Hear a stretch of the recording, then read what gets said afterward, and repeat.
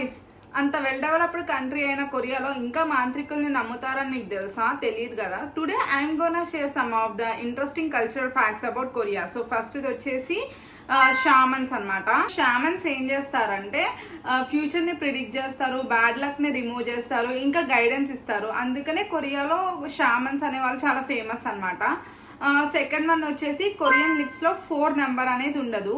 ఎందుకంటే 4 is similar to సా అనమాట. సా sound which is similar to death. ఇద్దరు వాళ్ళు స్కిప్ చేస్తారు, లేకపోతే ఎఫ్ అనే లెటర్ ని యూజ్ చేస్తారు 4th ఫ్లోర్ కోసం. కొరియన్స్ రెడ్ పెన్ తో నేమ్స్ రాయరు.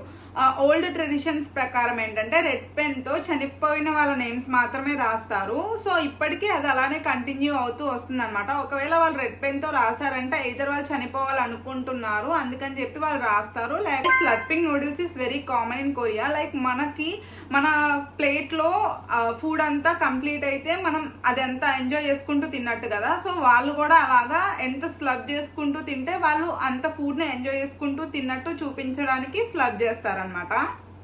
గైస్, లాస్ట్ వన్ వచ్చేసి కొరియాలో డస్ట్బిన్స్ అనేవి ఉండదు. ఎందుకంటే హైజీన్ హ్యాబిట్స్ ని సిటిజన్స్ కి అలవాటు చేయడం కోసం కొరియన్ గవర్నమెంట్ అనేది ఈ యాక్ట్ ఒకటి తీసుకొచ్చింది అనమాట.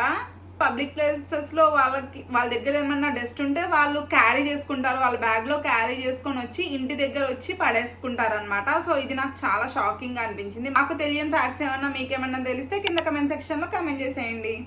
సారంగే.